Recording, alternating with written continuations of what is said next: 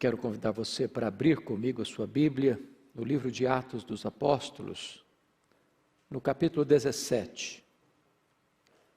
Atos 17, a partir do verso 16 até o verso 34. Atos 17, a partir do verso 16. Eu peço que você não só abra sua Bíblia, mas acompanhe comigo a exposição desta passagem. Está escrito: enquanto Paulo esperava Silas e Timóteo em Atenas, o seu espírito se revoltava em face da idolatria dominante na cidade. Por isso dissertava na sinagoga entre os judeus e os gentios piedosos, também na praça, todos os dias, entre os que se encontravam ali. E alguns dos filósofos epicureus e estoicos contendiam com ele, havendo quem perguntasse: que quer dizer esse tagarela? E outros: parece pregador de estranhos deuses, pois pregava Jesus e a ressurreição. Então, tomando consigo, levaram ao Areópago, dizendo: poderemos saber que nova doutrina é essa que ensinas? Posto que nos trazes aos ouvidos coisas estranhas, queremos saber o que vem a ser isso. Pois todos os de Atenas e os estrangeiros residentes de outra coisa não cuidavam, senão dizer ou ouvir as últimas novidades. Então Paulo, levantando-se no meio do Areópago, disse: senhores atenienses, em tudo vos vejo acentuadamente religiosos, porque passando e observando os objetos de vosso culto, encontrei também um altar no qual está inscrito: ao Deus desconhecido. Pois esse que adorais sem conhecer é precisamente aquele que eu vos anuncio, o Deus que fez o mundo e tudo o que nele existe, sendo o Senhor do céu e da terra, não habita em santuários feitos por mãos humanas, nem é servido por mãos humanas, como se de alguma coisa precisasse, pois ele mesmo é quem a todos dá vida, respiração e tudo mais. De um só fez toda a raça humana, para habitar sobre toda a face da terra, havendo fixado os tempos previamente estabelecidos e os limites da sua habitação, para buscarem a Deus, se porventura, tateando, possam achar, bem que não está longe de cada um de nós, pois nele vivemos e nos movemos e existimos. Como alguns dos vossos poetas têm dito, porque dele também somos geração. Sendo, pois, geração de Deus, não devemos pensar que a divindade é semelhante ao ouro, à prata ou à pedra, trabalhados pela arte e imaginação do homem. Ora, não levou Deus em conta os tempos da ignorância. Agora, porém, notifica aos homens que todos, em toda parte, se arrependam. Porquanto estabeleceu um dia em que há de julgar o mundo com justiça, por meio de um varão que destinou e acreditou diante de todos, ressuscitando dentre os mortos. Quando ouviram falar de ressurreição de mortos, uns escarneceram, e outros disseram: a respeito disso te ouviremos noutra ocasião. A essa altura Paulo se retirou do meio deles. Houve, porém, alguns homens que se agregaram a ele e creram. Entre eles estava Dionísio, o Areopagita, e uma mulher chamada Dâmaris, e com eles outros mais. Eu gostaria de pensar um pouco com você hoje sobre Deus no banco dos réus. O apóstolo Paulo, o grande bandeirante do cristianismo, estava na sua segunda viagem missionária, depois de ter passado por Filipos, por Tessalônica, por Bereia. Agora ele chega em Atenas, a capital intelectual do mundo, a terra dos grandes corifeus da filosofia, dos grandes luminares do saber humano, a terra de Sócrates, de Platão, de Aristóteles, dos homens que encheram bibliotecas com a sua erudição. E diz a Bíblia que Paulo chega ali não como um turista, que fica olhando a beleza da arquitetura, a magnificência dos seus templos, dos seus palácios. Mas quando Paulo chega naquela cidade, diz o verso 16, que o seu espírito se revoltava em face da idolatria dominante na cidade. Na cidade mais iluminada pelo saber humano, naquela mesma cidade, havia uma cegueira espiritual profunda. Aquela cidade estava mergulhada num caudal de trevas, da mais tosca idolatria. Plínio dizia que na época que Paulo visitou Atenas, havia nada menos do que 30.000 estátuas dedicadas aos deuses. Suetônio disse que toda a cidade era um altar aos deuses. Era mais fácil, talvez, encontrar um deus em Atenas do que um homem. Isso levou Diógenes a satirizar com a cidade, saindo com a lanterna acesa, sol a pino, e quando alguém lhe perguntou: o que procuras? Ele respondeu: eu procuro um homem, porque só tem deuses nessa cidade. E a Bíblia diz que Paulo então fica revoltado, com seu espírito agitado, em face da grande idolatria, da grande cegueira espiritual que dominava aquela cidade iluminada pelo saber humano. Mas o que fez Paulo diante dessa revolta do seu espírito? Versículo 17 diz que ele começou a agir. E ele então dissertava na sinagoga entre os judeus e os gentios piedosos, e isso acontecia aos sábados, e ele ia para lá. E ele ia para lá para expor a palavra de Deus, para dissertar sobre a palavra de Deus, para ensinar a palavra de Deus. Mas diz o verso 17 que também ele ia para a praça, para a ágora, onde as pessoas se reuniam para discutir suas ideias, para expor sua cosmovisão, para ouvir os oradores prediletos e para formarem então um raciocínio. E Paulo vai para lá, exatamente para essa praça, onde as ideias estão fervilhando, onde as pessoas estão discutindo a sua cosmovisão, para mostrar para aquela gente o verdadeiro evangelho, o evangelho de Jesus Cristo. Diz o verso 18, que alguns dos filósofos epicureus e estoicos contendiam com ele. Quem eram esses filósofos? Bom, os epicureus eram aqueles que entendiam que o sentido da vida é o prazer. Eles entendiam que não tem amanhã, não tem futuro, não tem eternidade, morreu, acabou, então aproveite a vida, comamos e bebamos, porque amanhã morreremos, era o grande lema de vida deles. Assim como hoje as pessoas vivem para o prazer, elas não querem pensar que elas têm uma alma, elas não querem pensar que quando morrerem vão ter que prestar contas a Deus, elas não querem pensar assim, são os epicureus contemporâneos. Mas havia também lá entre os filósofos os estoicos. Quem eram eles? Eram os fatalistas. Eram aqueles que apostavam que a vida está debaixo de um destino implacável e impessoal e cego, e você não pode mudar o curso da sua vida, como a filosofia Gabriela Cravo e Canella. Eu nasci assim, eu cresci assim, eu vou morrer assim.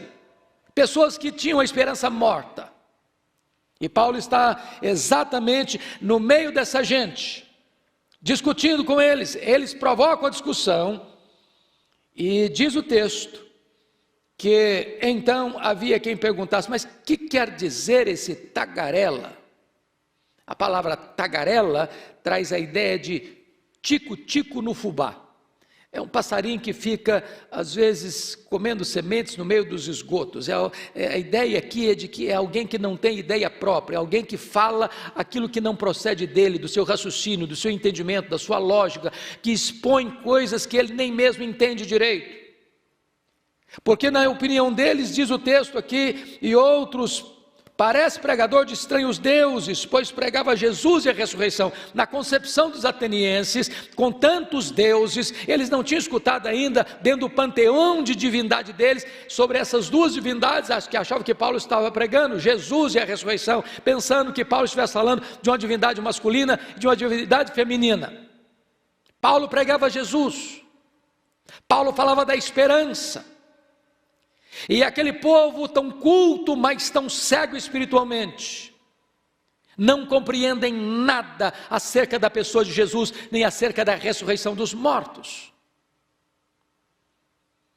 Então diz o verso 19, que tomaram Paulo consigo e o levaram ao Areópago. O Areópago era uma espécie de tribunal, onde as pessoas tinham suas causas tratadas, enfrentadas, resolvidas. Era ali o local onde os grandes responsáveis pela cidade definiam os rumos que a cidade deveria tomar. E é nesse sentido que entendo que se Paulo estava pregando sobre Deus, se Paulo estava pregando sobre Jesus, se Paulo estava pregando sobre as verdades principais do cristianismo, é o próprio Deus que estava lá na cidade intelectual do mundo, a cidade de Atenas, no banco dos réus. O que estava se questionando não era a pessoa de Paulo, era exatamente o que Paulo estava pregando. É o cristianismo no banco dos réus, são as doutrinas cristãs que estavam ali sendo colocadas em xeque no Supremo Tribunal dos atenienses. Chama a sua atenção, por gentileza, para o que eles vão dizer no verso 19. Poderemos saber que nova doutrina é essa que ensinas? Parece-nos que quando você prega sobre Jesus, sobre a ressurreição, sobre o cristianismo, sobre a pessoa de Deus, sobre os atributos de Deus, os grandes intelectuais do nosso tempo ainda não entendem isso, e para os ouvidos deles, isso soa como estranhas doutrinas, ou novas doutrinas. E o que eu acho interessante, que o verso 20 diz, pois que nos traz aos ouvidos coisas estranhas. O Evangelho é uma coisa estranha mesmo para este mundo, completamente estranha. Eles não podem discernir, porque as coisas de Deus se discernem espiritualmente. Eles querem saber o que vem a ser isso. E para mim, é magnífico olhar o versículo 21. Porque notem comigo que Atenas era uma grande cidade, era uma cidade famosa, culta, onde os grandes intelectuais da época, os grandes enciclopedistas da época, os grandes luminares do saber humano da época estavam naquela cidade, ou tinham passado por aquela cidade. E o versículo 21 diz, pois todos os de Atenas, talvez uma linguagem hiperbólica, todos os de Atenas, e os estrangeiros residentes, portanto era uma cidade de fluxo de pessoas que iam e voltavam, chegavam e saíam, de outra coisa não cuidavam, senão dizer ou ouvir as últimas novidades. Paulo não tinha televisão, Paulo não tinha rádio, Paulo não tinha Bíblia impressa, Paulo não tinha jornal, Paulo não tinha meio de comunicação que nós temos hoje, e Paulo passa alguns dias naquela cidade com o seu coração apertado, porque Timóteo e Silas tinham ficado para trás. Ele estava ali no meio de uma cidade completamente cega espiritualmente, mas ele vai para a sinagoga, ele vai para a praça, e de repente Paulo e o que ele prega se torna o grande assunto do dia de toda aquela cidade, inclusive dos estrangeiros residentes na cidade. Isso nos choca e talvez até nos envergonha, porque nós às vezes, tendo tantos recursos nas mãos, não conseguimos impactar uma cidade como Paulo impactou no pouco tempo que ali passou. Mas notem comigo, versículo 22, então Paulo, levantando-se no meio do Areópago, disse, agora é a hora da defesa. Já que o que ele está pregando está no banco dos réus, agora Paulo se levanta como o defensor da verdade. E Paulo, embora seja firme, ele é sensível e sábio. Você pode ganhar um auditório ou perder um auditório nas suas primeiras palavras. Imagine você se Paulo tivesse começado o seu discurso pela sua conclusão. Talvez a porta da comunicação seria fechada. O fato de você ter a verdade não significa que você não deva ter estratégias sábias para levar esta verdade na hora certa, da forma certa, na dosagem certa. Notem comigo como Paulo começa o seu discurso. Verso 22, então Paulo, levantando-se no meio do Areópago, disse, senhores atenienses, em tudo vos vejo acentuadamente religiosos. Paulo, como um grande orador e como um fiel expositor das Escrituras, abre o seu discurso para um grupo de gente que tinha muito saber, mas completamente analfabeto das verdades espirituais, enaltecendo, elogiando, destacando, pontuando o acentuado espírito religioso deles. Em tudo vos vejo acentuadamente religiosos. Muitas pessoas que ainda hoje estão mergulhadas na idolatria, na feitiçaria, no humanismo idolátrico, às vezes estão sendo até sinceros em seguir essas coisas. Elas estão cegas. O diabo cegou o entendimento delas. Paulo admite isso. Paulo reconhece que aquele povo mergulhado na idolatria é um grupo de gente que é religiosa e acentuadamente religiosa, e em tudo acentuadamente religiosa. Tudo aquilo era vazado pelo sagrado, na opinião deles, na perspectiva deles, na visão deles.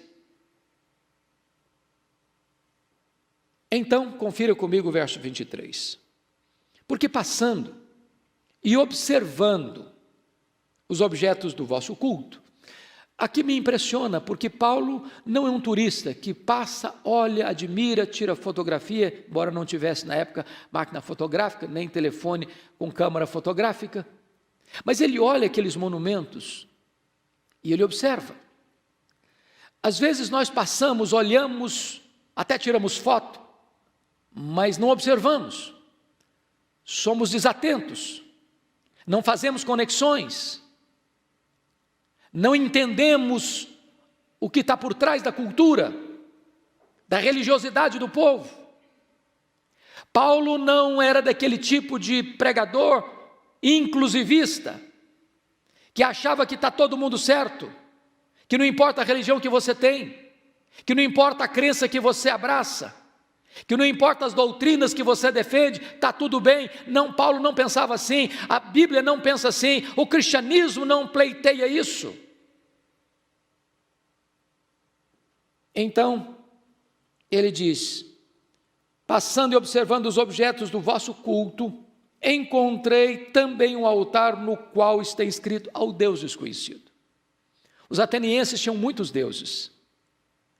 Para cada pórtico havia um Deus. Para cada casa havia um Deus.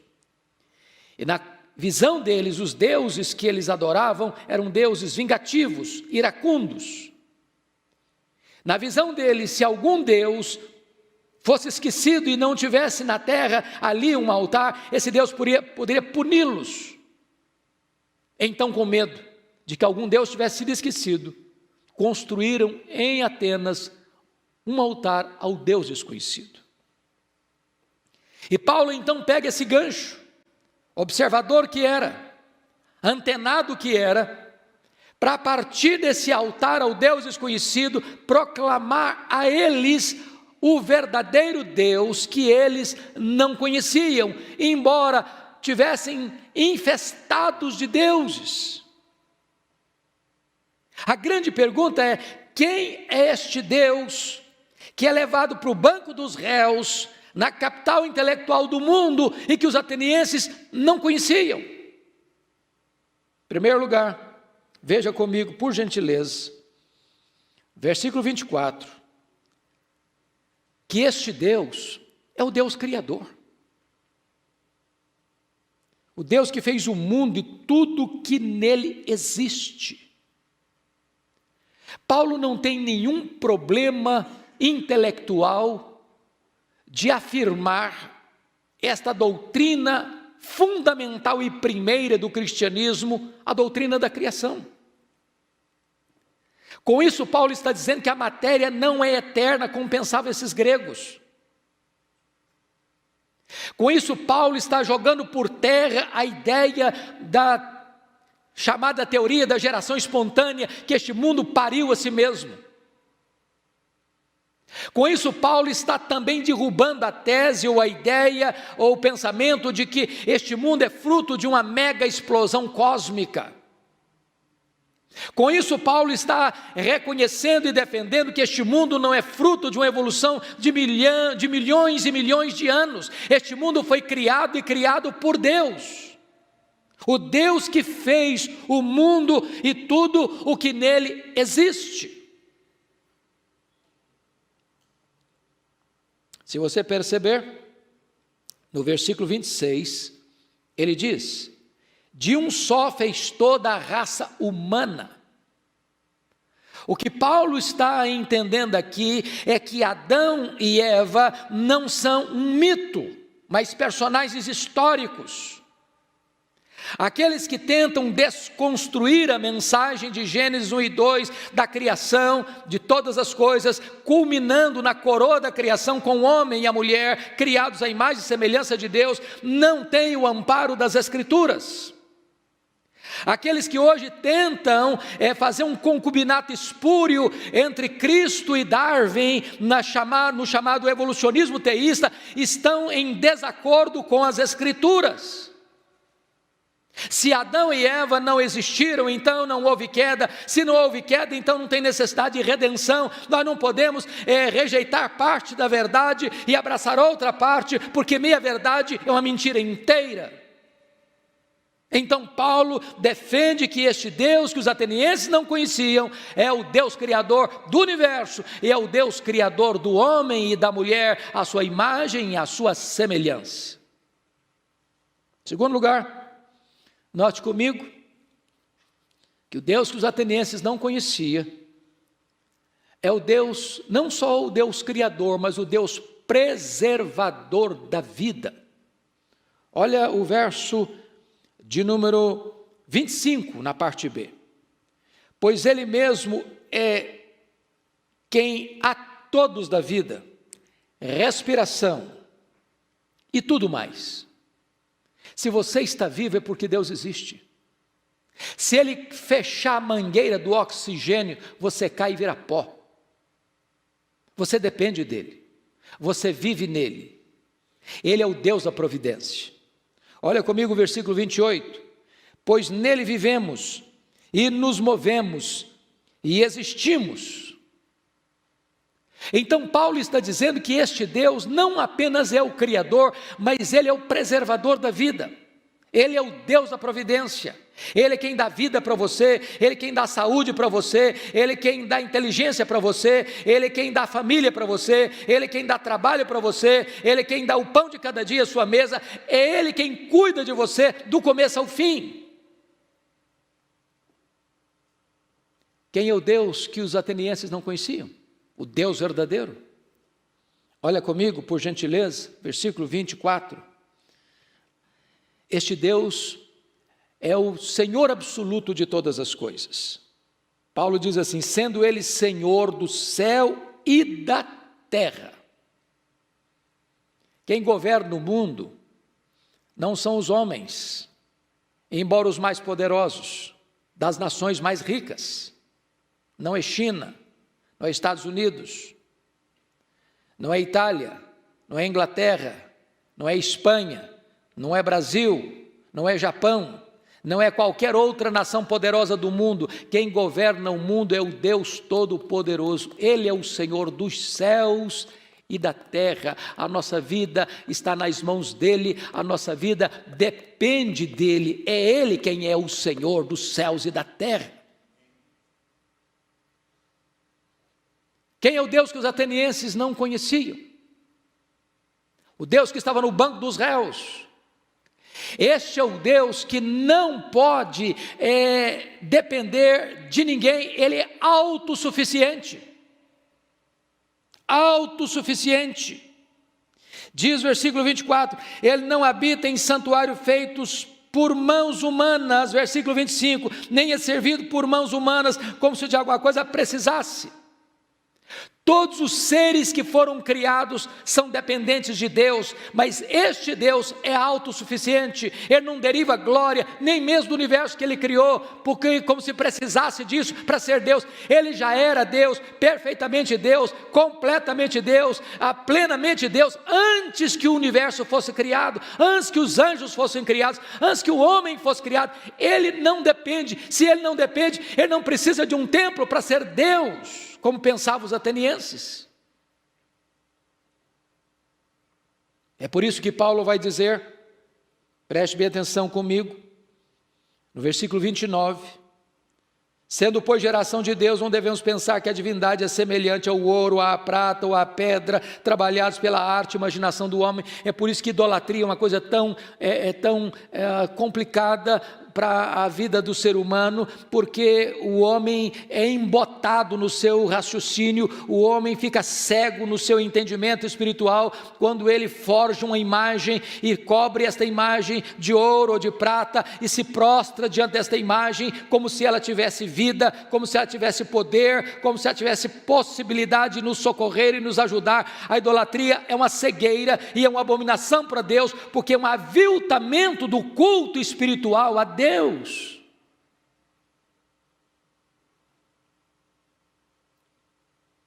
É curioso que Paulo, na terra do pai da história, Heródoto, vai desbancar esta ideia de que o homem é que está no controle, quando ele diz no verso 26, que Deus não só fez de toda a raça humana, de um só, toda a raça humana para habitar sobre a face da terra, havendo fixado os tempos previamente estabelecidos e os limites da sua habitação. Na verdade, Deus é aquele que está no controle, não só do universo, não só da vida, mas também da história. Pois bem, quem é o Deus que os atenienses não conheciam? É o Deus de toda a graça, porque versículo 18 diz que ele pregava a Jesus e a ressurreição, e Jesus veio ao mundo por amor de nós, porque Deus amou o mundo de tal maneira que deu o seu Filho unigênito, para que todo que nele crê não pereça, mas tenha a vida eterna. Este Deus que os atenienses não conheciam, é o Deus que é amor, e que provou o seu amor por você, não escrevendo em letras de fogo nas nuvens, eu te amo, mas esculpindo na cruz do seu Filho, eu te amo, porque Deus providenciou um substituto, para que você não fosse punido pelos seus pecados. Deus puniu o seu próprio Filho em seu lugar, para que você pudesse ser perdoado, para que você pudesse ser resgatado, para que você pudesse ter vida eterna. Por isso Ele ressuscitou o seu Filho, para a sua justificação. Quem é esse Deus? Olha comigo o versículo 30, quando Paulo diz, ora, não levou Deus em conta os tempos da ignorância, agora porém notifica aos homens que todos, em toda parte se arrependam. Deus agora está dizendo a você que está me ouvindo, não importa o que você fez, não importa quão longe você foi, não importa quão profundamente você caiu, não importa em quantas enrascadas da vida você se envolveu, agora mesmo Deus está dando a você uma oportunidade, uma chance de se arrepender e de se voltar para Ele e encontrar nele graça, e encontrar nele perdão, e encontrar nele salvação, e encontrar nele a vida eterna. Por que Paulo diz isso? Porque o verso 31 vem um alerta soleníssimo para você e para mim. Está escrito assim, porquanto estabeleceu um dia em que há de julgar o mundo com justiça, por meio de um varão que destinou e acreditou diante de todos, ressuscitando dentre os mortos. A Bíblia diz que ao homem está ordenado morrer uma só vez, vindo depois disso o juízo. Hoje Jesus pode ser o seu advogado, amanhã certamente ele será o seu juiz. E naquele dia não haverá mais chance, nem oportunidade. Por isso o dia de se arrepender é hoje. Amanhã pode ser tarde demais, porque amanhã será o grande dia do juízo. Hoje é o dia da salvação. Se você está ouvindo essa voz, não endureça o seu coração. Mas eu quero concluir, porque a cidade intelectual de Atenas responde à mensagem de Paulo e à apologia que ele faz de Deus, do Evangelho, do Areópago, de 3 maneiras. O verso 32 diz que a primeira reação foi uma reação de escárnio. Uns escarneceram. Ao ouvirem falar de ressurreição, você bem sabe por quê? Porque os gregos não acreditavam na ressurreição do corpo. Eles acreditavam até na imortalidade da alma, mas não na ressurreição do corpo, por causa da base filosófica deles, do dualismo, achando que a matéria era essencialmente má e o espírito era essencialmente bom. Então, para a mente do grego, o corpo é matéria e, portanto, mal. E na ideia de um grego, naquela época, quando alguém morria, a alma se libertava do claustro, da prisão do corpo, e voltar, então, seria uma coisa para eles de declínio, de contrassenso, de anticlímax. Por isso, quando Paulo falou de ressurreição, eles zombaram dele, eles escarneceram dele. A ignorância deles não deu oportunidade que eles tivessem seus olhos abertos para a fé salvadora, e eles zombaram da mensagem de Paulo. A segunda atitude, olha comigo, está no versículo 32 ainda, foi a atitude de adiar, protelar, postergar a mais importante decisão da vida. Quanto a isso, te ouviremos noutra ocasião. Eu quero dizer a você que esse é um truque do diabo para colocar um laço nos seus pés e conduzir você à perdição. Porque o truque que significa o seguinte, que você então estaria com os destinos da sua vida nas suas mãos. É você quem decide, a hora que você quiser, quando você quiser. E eu quero lhe dizer uma coisa, você não é o capitão da sua própria vida, do seu próprio futuro. Paulo já tinha dito isso, nele vivemos, nos movemos e existimos, ele quem nos dá vida, respiração e tudo mais. Se Deus cortar a mangueira ou fechar a mangueira do oxigênio, você e eu caímos e viramos pó. É por isso que Tiago diz que é uma maligna jactância você achar que você pode administrar o seu futuro, dizer amanhã eu irei para a cidade tal, amanhã eu passarei tanto tempo lá, amanhã eu comprarei, amanhã eu terei lucros. Isso é uma jactância maligna, porque você achar que você é o dono da sua vida e do seu futuro. Você precisa entender, e eu também, que nós somos completamente dependentes de Deus. Portanto, o tempo de Deus é hoje, é agora, porque eu não sei, nem você sabe, se daqui a 5 minutos nós estaremos vivos. Então esse é o tempo oportuno de Deus, não deixe para amanhã. É hora de você se voltar para Deus enquanto é tempo. Mas finalmente, versículo 34, disse que a terceira reação à mensagem de Paulo foi de fé salvadora. Houve, porém, alguns homens que se agregaram a ele e creram. Dentre eles estava o próprio chefe lá do Areópago, onde Paulo fez a apologia do cristianismo e pregou sobre o Deus que os atenienses não conheciam. Também uma mulher chamada Dâmaris é convertida também, e com esses dois, outros mais. A minha oração é que nesta manhã, você, ao ouvir o Evangelho, você não zombe dessa mensagem, nem adie a sua decisão, mas que você creia. E ao crer, receba a vida eterna. Só o Senhor pode dar a você a vida eterna. Só o Senhor pode perdoar os seus pecados. Só o Senhor pode libertar você das algemas do pecado.